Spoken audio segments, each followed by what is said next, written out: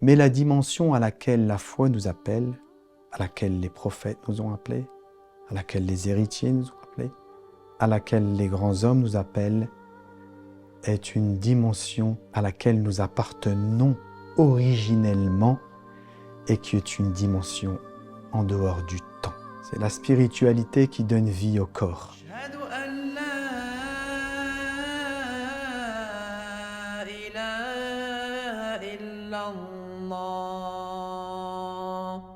أعوذ بالله من الشيطان الرجيم بسم الله الرحمن الرحيم الحمد لله رب العالمين اللهم صل على محمد وآل محمد السلام عليكم جميعا ورحمة الله وبركاته. Je cherche tout d'abord refuge en Dieu contre Satan le lapidé, notre ennemi déclaré.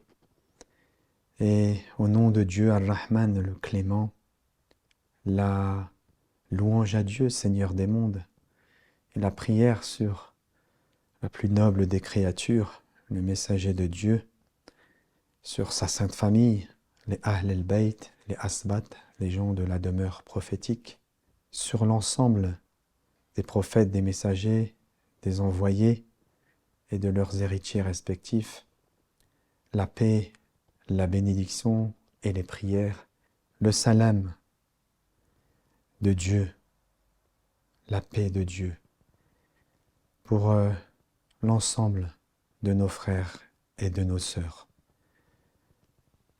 dans la foi et dans l'humanité. Il me manquait, il nous manquait à notre famille et moi-même de pouvoir nous adresser à vous après quelques jours d'absence, mais toujours dans la conscience du projet et du travail et de la responsabilité que nous portons en tant que croyants et musulmans. Mes frères et mes sœurs, j'aimerais tout d'abord dire un mot sur l'actualité, mais avant de commencer, j'aimerais rendre hommage à notre maître, le maître de cette famille que nous sommes, Sayyid Yahya al-Qawasimi, rahmatullahi alayhi, et que Dieu le couvre de sa miséricorde, et qu'il soit dans la plus haute des stations, aux côtés du messager de Dieu, qu'il aime tant, des Ahl el-Bayt, et de tous les prophètes, leurs héritiers, et les grands hommes qui les accompagnent. Voilà un an qu'il s'en est allé, parti en voyage, le voyage du retour vers Dieu, le voyage du retour vers notre réalité. Et bien sûr, ceci nous appelle et nous rappelle notre responsabilité et notre mission sur cette terre. Œuvrer, travailler, témoigner, afin de produire le meilleur de ce que nous avons.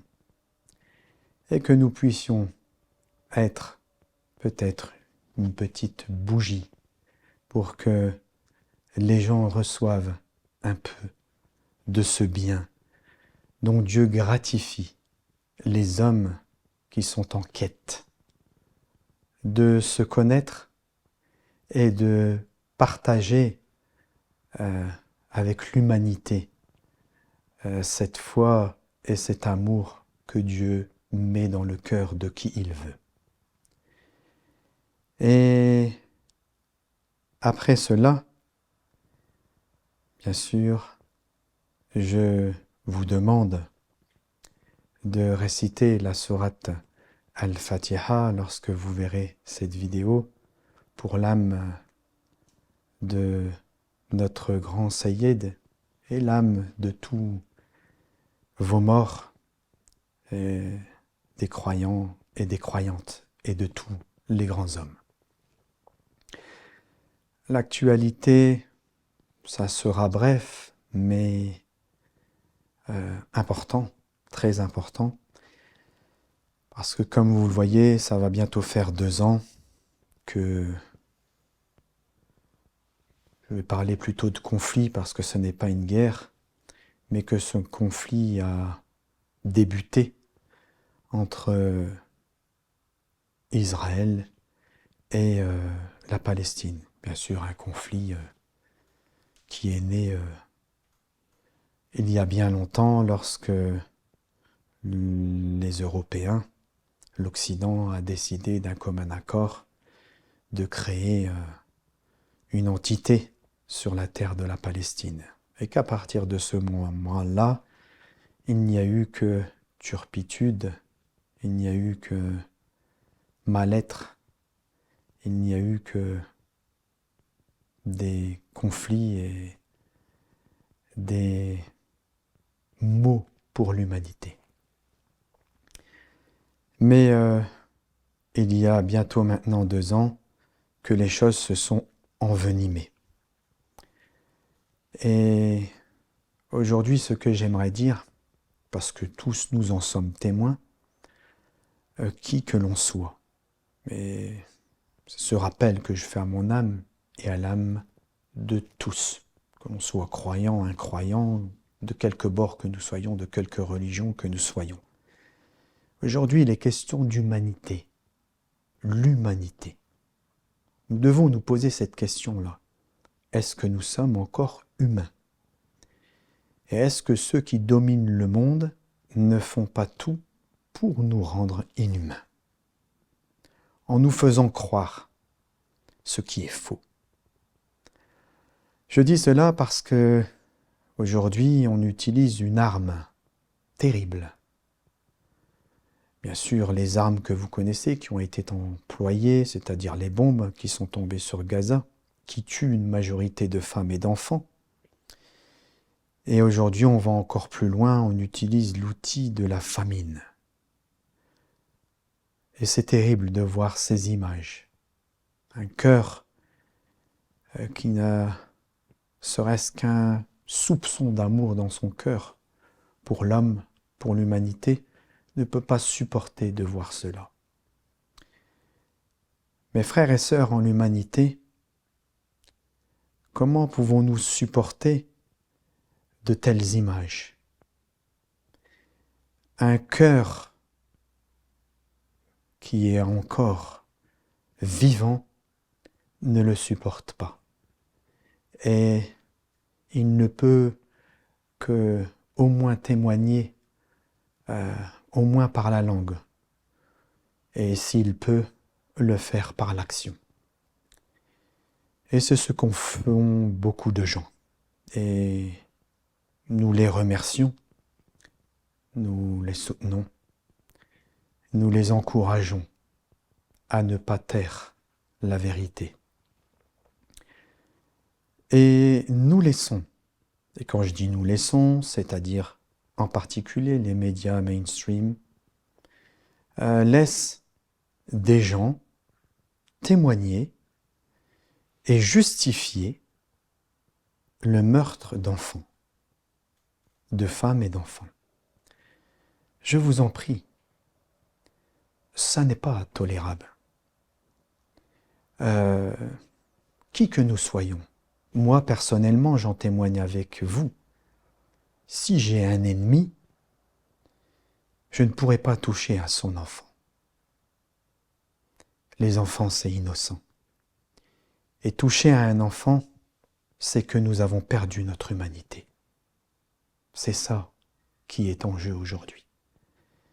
Si nous arrivons ne serait-ce qu'un tout petit peu à justifier les crimes qui sont commis aujourd'hui par l'entité sioniste, c'est que nous avons perdu notre humanité. Même si nous n'y participons pas, si nous pensons qu'il y a une justification à ces meurtres et à cette famine, c'est que nous avons perdu notre humanité. Nous ne sommes plus des hommes. Et si nous ne sommes plus des hommes, alors que sommes-nous? Qu'allons-nous devenir? Et où sommes-nous prêts encore à aller? Les gens qui sont comme ça, je vous le dis, mes frères et mes sœurs, sont prêts à tout. Ils n'ont plus aucune limite. Et j'en témoigne ici avec vous. Je ne pouvais pas me taire devant ce que je vois. Alors, nous devons réagir, agir, parler, témoigner, quel qu'en soit le prix. Vous subissez de l'intimidation?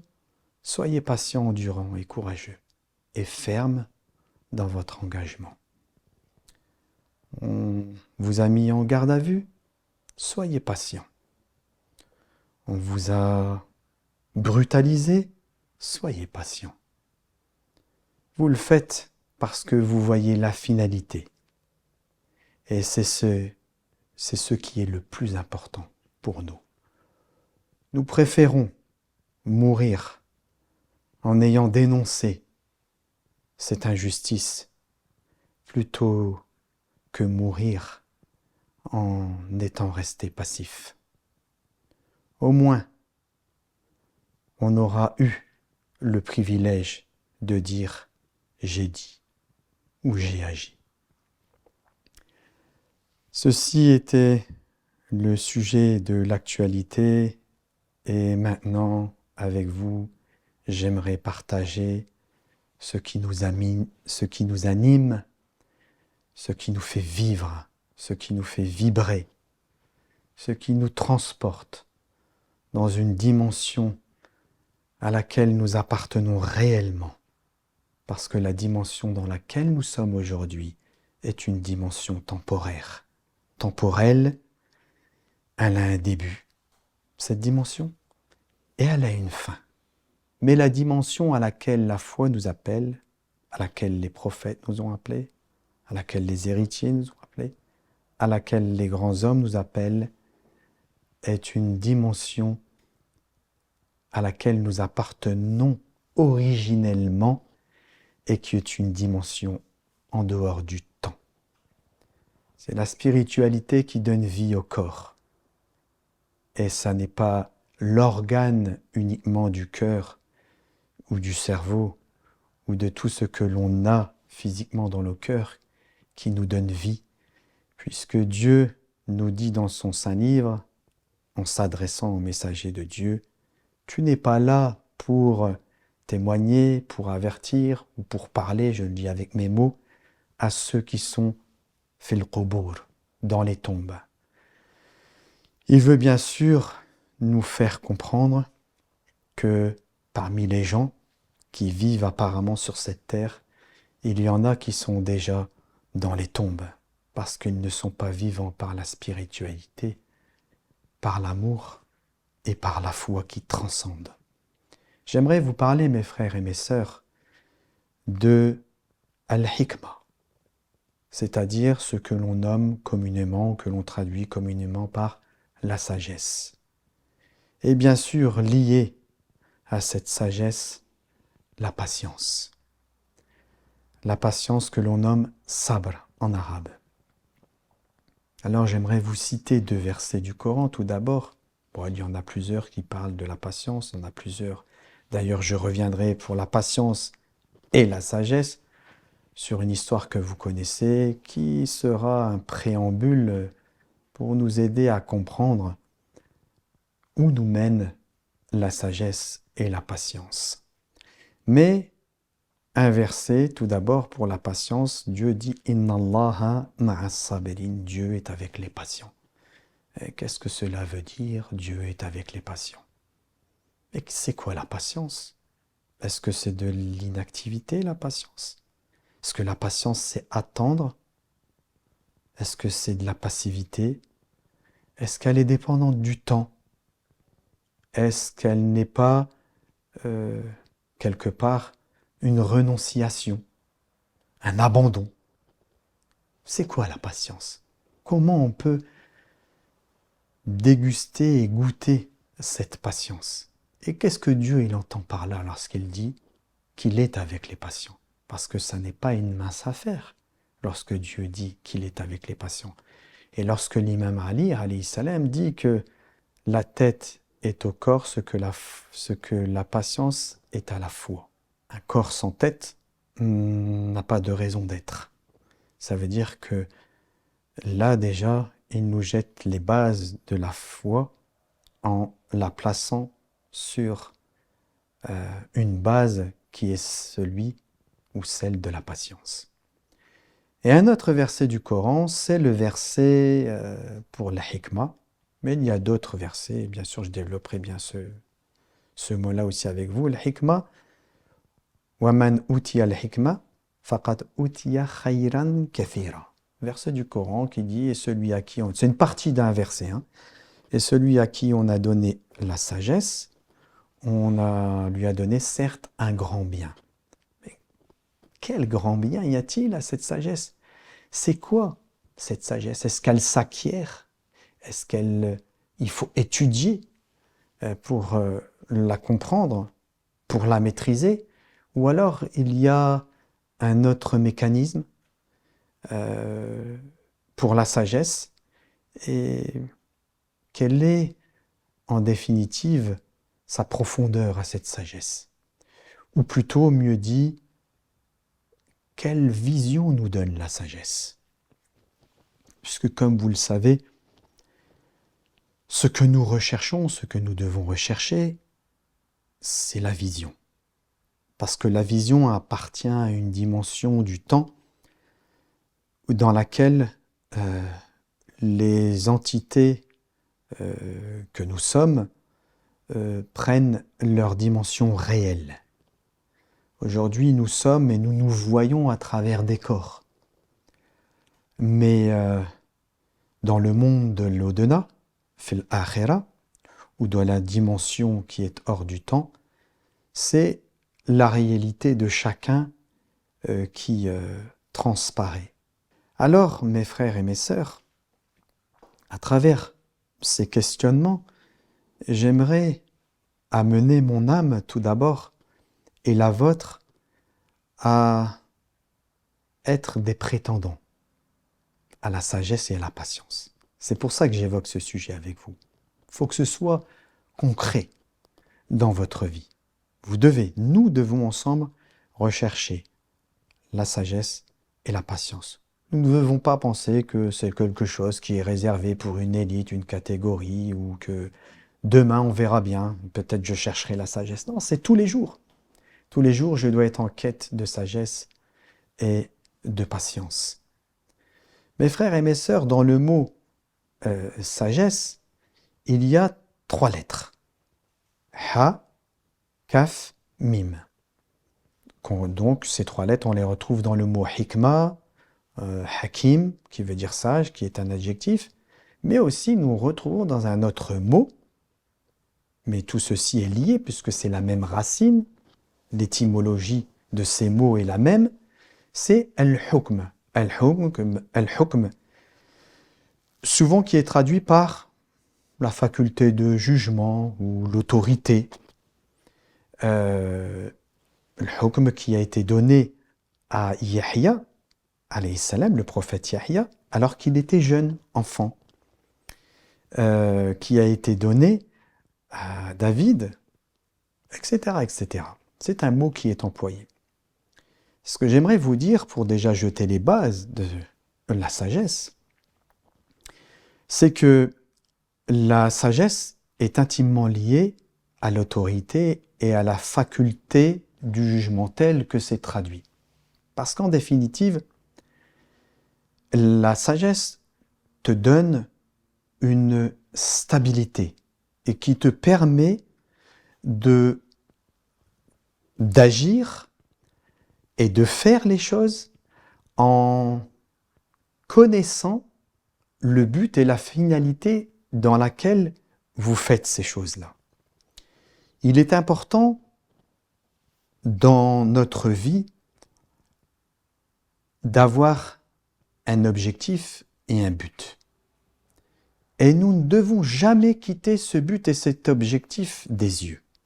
Nous qui sommes croyants, et bien sûr les chrétiens, les bouddhistes, les juifs, les musulmans, enfin, tous nous partageons cet état d'esprit-là. Peut-être que ça dépasse même le cadre de la religion pour certains qui ont une certaine approche de la vie et de l'humanité. Mais en tout cas, pour les religieux en particulier, nous savons que l'humanité que nous sommes aujourd'hui, elle est due à notre réalité, c'est-à-dire sur cette terre, je parle, hein, qui est temporaire, à la descente de Adam, de notre père Adam, d'une condition à une autre condition, la condition dans laquelle nous sommes aujourd'hui. Donc je ne reviens pas sur cette histoire, hein, mais vous connaissez un peu cette histoire avec Iblis,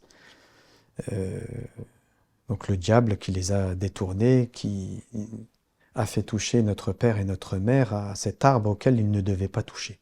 Ceci jette les bases des raisons pour lesquelles nous sommes sur cette terre.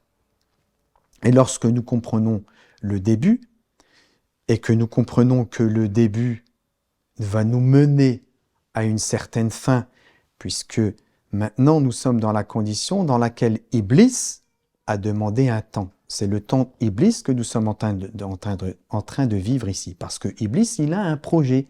Donc lui, sur cette terre, nous sommes dans le projet d'Iblis, il a un projet pour l'homme, c'est de détourner les hommes, il a défié Dieu, et donc, en faisant ce qu'il a fait au paradis avec notre père Adam, il a jeté les bases de son projet. Donc il veut mener notre humanité au summum de l'intelligence réflexive, c'est-à-dire de la réflexion ou du raisonnement et de la logique, tout comme lui, il a été éduqué pour faire tomber les hommes, puisque lui, il est tombé en étant ce qu'il était et en faisant ce qu'il faisait et en réagissant et en accomplissant les choses avec une logique qui est celle de l'intelligence et du raisonnement. Donc, il y a un début à cette humanité sur cette terre et il y a une fin à cette humanité sur cette terre. J'entends bien sur cette terre. Et lorsque nous avons la vision du début et de la fin, nous savons, par nos livres, où nous allons. Et c'est cet objectif-là, pour les croyants, que nous ne devons jamais quitter des yeux. C'est-à-dire notre retour à notre réalité, à ce que nous sommes réellement. Puisque ce que nous sommes aujourd'hui, c'est pas ça la réalité. C'est ça que je suis en train de dire. Alors vous allez me dire, la sagesse. Eh bien la sagesse. Pourquoi Dieu dit que la sagesse, elle est très très très importante et elle est un bien incommensurable? Bon, je le dis bien sûr avec mes mots. Parce que mes frères et mes sœurs, la sagesse, lorsqu'il nous la donne, elle te permet de voir, donc d'avoir la vision, ar-ru'ya, qui a été donnée aux prophètes, à tous les prophètes, parfois par le rêve, et d'autres fois par la veille. Nous avons déjà évoqué ce sujet-là dans une vidéo, qui te permet, lorsque tu es avec le monde qui t'entoure, de voir ou de les voir dans leur vraie dimension, dans leur dimension qui est en dehors du temps. C'est-à-dire, tu vois le monde qui t'entoure tel qu'il est réellement. Dieu te le fait montrer par la vision. Alors, ce que Dieu te fait montrer par la vision le monde qui t'entoure, ou les personnes qui t'entourent, alors lorsque tu agis avec eux, lorsque tu leur parles, tu ne parles plus, tu n'agis plus avec eux par un jugement temporel, temporaire et apparent. Mais tu agis avec eux parce que Dieu t'a donné la vision ou une vision de ce qu'il est réellement. Donc, la sagesse devient le mécanisme par lequel Dieu te donne la permission d'agir avec les autres, non pas en tant que entité corporelle, avec mes défauts, mes qualités, etc. Ce qui transparaît, ce qui apparaît lorsque je côtoie mes frères, mes sœurs ou les gens qui m'entourent, mais je les perçois dans une autre dimension. Et c'est ça, ce mécanisme de la sagesse que Dieu donne à qui il veut. Alors bien sûr, la sagesse, mes frères et mes sœurs, pour répondre tout de suite à cette question, puisque c'est le Coran qui y répond, il dit « Waman uti al-hikma ». Il a dit, c'est Dieu qui donne la sagesse. La sagesse ne s'apprend pas, ne s'acquiert pas. Dieu la donne. Bien sûr, nous devons de faire des efforts de purification, d'agir, d'être sincères, de prier, d'adorer et de prendre nos responsabilités. Bien sûr, ça nous incombe à tous. Et après, dans l'espoir, et c'est pour ça que chacun d'entre nous doit rechercher la sagesse, dans l'espoir que Dieu nous donne la sagesse. Parce que lorsque nous avons cette sagesse-là, nous n'agissons plus comme nous agissions avant et nous ne parlerons plus comme nous parlions avant. Et c'est ce qui est le khayr kathir que Dieu dit, donc le grand bien que Dieu a mis dans la sagesse. Parce qu'il te permet d'être authentique dans ta manière de témoigner, de vivre, de parler et d'agir. Et maintenant, quel est le lien entre la sagesse et la patience? Pour vous parler de la patience, j'aimerais revenir sur une histoire qui comporte 3 histoires sur lesquelles je ne vais pas trop m'attarder, mais pour essayer et moi avec vous, que nous puissions goûter à cette vertu qu'est la patience. Alors bien sûr, tout de suite d'entrée, c'est pour ça que je les ai mis ensemble, la patience et la sagesse vont de pair. Elles sont ensemble. Cette histoire, bien sûr, que j'aimerais aborder avec vous, c'est l'histoire de Al-Abd Saleh qui se trouve dans la sourate La Caverne et en particulier dans cette histoire avec Moïse. Et Moïse qui recherche après le maître Al-Abd Saleh. Moïse qui est prêt à tout pour rencontrer le maître et bénéficier de ses enseignements, ou plutôt de la science qu'il détient. Alors bien sûr, Dieu le qualifie dans le Coran. وَأَتَيْنَاهُ مِنْ لَدُنَّا عِلْمًا. Il qualifie ce personnage, Al-Abd Saleh, qu'on lui a donné une science qui est auprès de nous. Une science qui provient de Dieu. C'est la science lumineuse. C'est la vraie science. Et donc Moïse part en quête. Et donc vous connaissez un peu les péripéties qui vont le mener à la rencontre du maître. Et lorsqu'il rencontre le maître, il demande la permission au maître de pouvoir le suivre. Et le maître, Al-Abd Saleh, lui signifie tout de suite quelque chose qui doit et par lequel tous nous avons, je pense, été interpellés un jour. Il lui dit, ok, tu peux me suivre, à condition que tu ne me demandes pas pourquoi, et que tu saches que, voilà, tu ne pourras pas être patient pour ces choses-là. Il lui dit même une chose, et qui est très importante, il lui dit, comment pourrais-tu être patient pour quelque chose que tu n'englobes pas, ou que tu n'embrasses pas, c'est-à-dire que tu n'en maîtrises pas tous les contours de ta science. Et pourquoi le maître lui dit ça? Est-ce que c'est quelque chose qui rabaisse Moïse? Est-ce que c'est quelque chose qui est en train de dire que Moïse était par nature quelqu'un qui était impatient, donc qui n'était pas patient? Ou alors non, la patience dont est en train de parler Al-Abd Saleh est tout autre. Et dans ce cas-là, de quoi s'agit-il? Tout d'abord, si je regarde l'histoire de Moïse, Moïse qui a reçu la révélation, Moïse qui a été patient avec son peuple, Moïse qui a enduré ce qu'il a enduré. Vous connaissez toute son histoire, je ne vais pas revenir sur toutes les caractéristiques de cette histoire. Et puis, nous arrivons à cette histoire avec l'Abd Saleh, pour laquelle il a l'intention d'être endurant, d'être patient, et il l'est, puisque il dit « je ne m'arrêterai pas jusqu'à ce que je le rencontre ». Il dépasse le point apparemment de la rencontre. Le poisson qui est retourné à la vie lui fait rappeler que c'était le bon endroit et il revient, etc. Tout ceci nous montre que Moïse était quelqu'un de patient. Donc, de quelle patience s'agit-il dans cette histoire? Que veut lui enseigner ce maître Al-Khidr?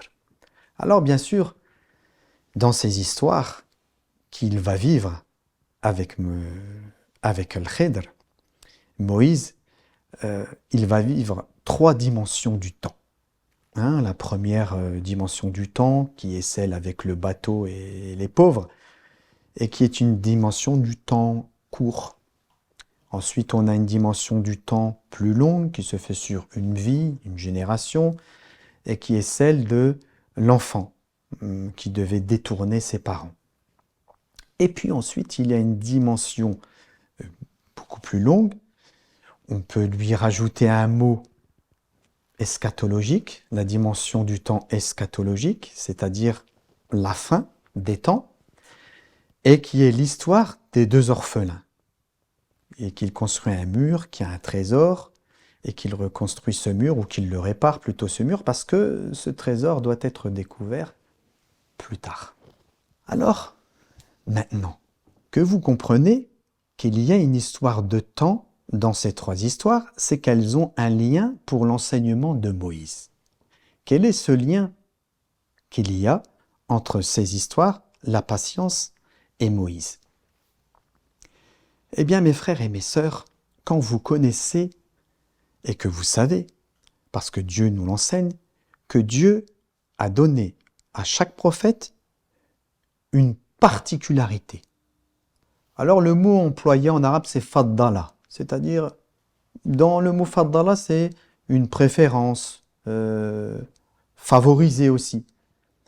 Mais vous devez l'entendre, qu'il a donné à chaque prophète une faveur en tant que rôle à jouer dans la création, rôle à jouer dans la révélation, rôle à jouer dans le projet du début de l'humanité jusqu'à la fin de l'humanité, rôle à jouer à la fin des temps, même si apparemment ils ne vivent pas dans leur époque la fin des temps. Et si vous comprenez cela, Dieu nous dit aussi qu'il n'a pas fait de différence entre eux. Qu'est-ce que cela veut dire? Bien sûr, nous l'avons déjà abordé, mais je tiens à le réitérer ici. Lorsque Dieu dit qu'il n'a pas fait de différence entre eux, ça veut dire qu'ils travaillent tous pour le même projet. Et ce projet, mes frères et mes sœurs, vous ne devez pas le dissocier du projet de la fin, même s'ils sont venus à un temps qui est le leur et qui est apparemment, dans le temps que nous connaissons, très loin. Mais, et c'est là favorisé, mais que dans ce projet, ils ont chacun un rôle à jouer. Moïse est un homme tellement grand, tellement humble. Vous connaissez ses caractéristiques, il y a beaucoup d'histoires qui parlent de lui. Un très grand prophète, Moïse alayhi salam, un prophète auquel nous aimerions tant ressembler.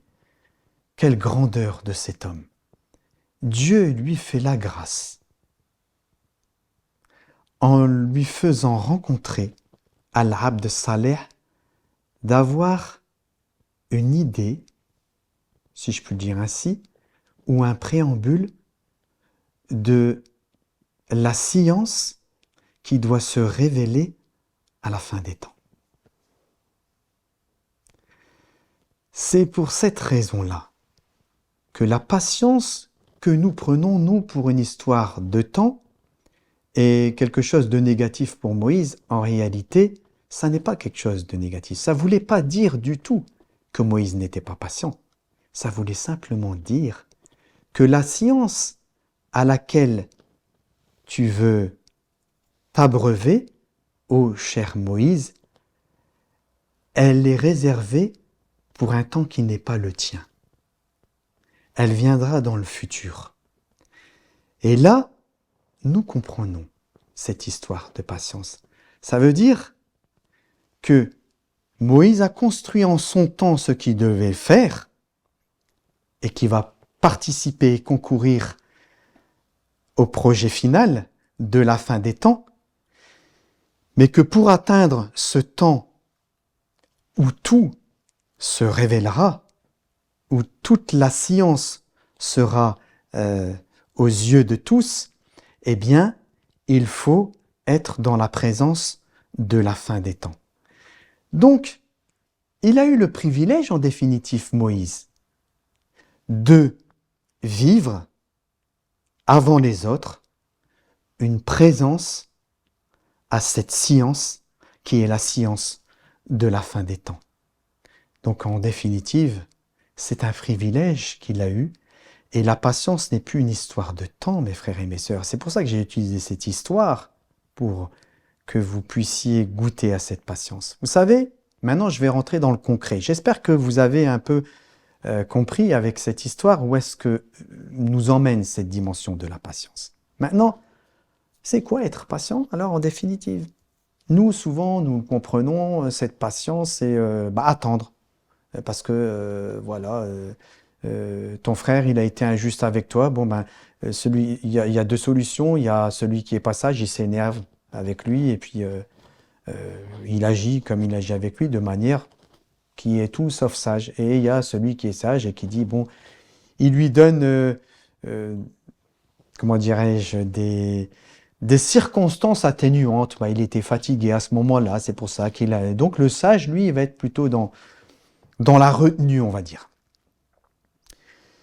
Et parfois, lorsque vous dites à une personne qui vit, parce que je vais vous parler de la dimension de l'épreuve dans la patience, qui vit une certaine épreuve à travers une personnalité, à travers un événement, et qu'il vient vous voir et que tu lui dis « Frère, sœur, sois patient ». À un moment donné, vous pouvez être en présence d'une personne, d'un homme ou d'un frère ou d'une sœur qui te dit « Écoute, ça fait 10 ans que je patiente, ras-le-bol, la patience, elle a des limites. » Est-ce que la patience a des limites?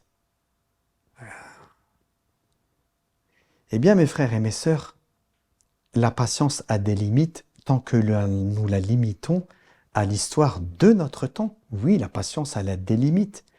Mais si nous avons, et c'est là que je vais lier la patience concrètement à la sagesse, qui te donne la vision et qui te permet de ne jamais quitter un seul instant l'objectif et la finalité de ce pourquoi tu agis, alors tu rentres dans une dimension de la patience qui est atemporelle, qui sort du temps, parce que la patience devient une présence dans l'événement de la réalisation du pourquoi tu vis cette épreuve. Et là, c'est complètement différent. Dans la patience, dans l'épreuve, tu es patient parce que tu as la conscience par la sagesse qui te fait montrer, c'est-à-dire qui te donne la vision, qui ne te fait pas oublier ce pourquoi tu es là et la finalité dans laquelle tu agis. Et lorsque tu vois cette finalité dans laquelle tu agis, alors l'épreuve ne devient plus une attente d'un temps qui viendra pour résoudre le problème, mais tu es dans la présence du résultat et donc du problème résolu. Donc, la patience, mes frères et mes sœurs, est tout sauf une attente. La patience est tout sauf une passivité. La patience, elle est liée à la sagesse et à la vision qui te permettent d'agir quand il faut agir et de ne pas agir quand il ne faut pas agir. Mais attention, quand tu ne dois pas agir dans une direction, c'est peut-être parce que tu dois prendre une autre direction. Et donc la patience n'est pas une inactivité, mais elle est une activité perpétuelle. Et tu es toujours en réalité en mouvement parce que tu ne quittes jamais d'un seul instant ce pourquoi tu agis et tu travailles. Donc mes frères et mes sœurs, quand vous êtes éprouvés, moi le premier avec vous, demandez à Dieu qu'il vous donne la patience, mais quelle patience? Qu'il vous donne la patience qui te donne la présence du résultat. Et lorsque vous serez gratifié, que Dieu vous donnera comment dirais-je, une parcelle de sa lumière qui fera naître en toi une certitude de ce pourquoi tu vis cette chose, alors vous verrez que l'épreuve, elle sera facile. C'est pour ça que Dieu dit « Innama ma'al usri yusra ». Il dit « et certes », et il le répète 2 fois, il dit « et certes » avec la difficulté, et pas comme beaucoup le comprennent, après la difficulté, la facilité. Non, non, non. Avec la difficulté, la facilité. Mais pour qui? Pour les croyants. C'est-à-dire pour ceux qui sont dans la présence du résultat et de l'événement. Ça veut dire que tout ce que nous vivons, mes frères et mes sœurs, n'est que le fruit ou n'est qu'une expérience qui va nous permettre de nous parfaire. Et avoir la patience dans l'épreuve, c'est être présent à l'événement final. Alors que Dieu, mes frères et mes sœurs, nous devons faire cette prière ensemble. Que Dieu nous donne la sagesse. Que Dieu nous donne la patience. Parce que si nous avons la sagesse, alors nous agissons tel que nous devons agir.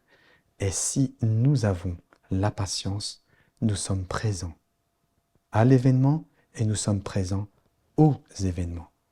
Donc Moïse, alayhi salam, a été gratifié de cette histoire parce qu'il a pu vivre et goûter cette science qui n'était pas réservée pour son temps, mais qui était réservée pour le temps futur. Et c'est ça qui est magnifique et beau, parce qu'il y a participé, par ce qu'il a été, par la révélation qu'il a apportée en son temps, et il l'a goûté avec son expérience, avec Al-Abd Salih. Et après, ils se sont séparés, c'est pas négatif non plus. Hein? Le Abd Salih lui dit, c'est ainsi que je conclurai, il lui dit, ceci est al-farq, c'est-à-dire la différence entre toi et moi. C'est pas de dire toi t'es moins, moi je suis plus. Non, non, non, non. Rien à voir avec ça. Je suis dans une dimension et je construis une dimension et j'ai un rôle qui est celui que j'ai et toi tu as un autre rôle, Moïse. C'est ça la différence entre toi et moi, tout simplement. Mais il a pu goûter et participer à cela. C'est magnifique la révélation, mes frères et mes sœurs. Lorsque vous la palpez de cette manière-là, c'est complètement différent. Je vous assure, elle vous nourrit, elle vous redonne de la certitude et elle vous permet, allez, je vais le dire ainsi, elle vous permet d'être sage et d'être patient. Que Dieu nous assiste, que Dieu nous protège, que Dieu protège tous les hommes de bonne volonté, quels qu'ils soient, et que nous soyons tous unis, quel que soit notre bord, quelle que soit notre religion, tous unis pour le bien de notre humanité.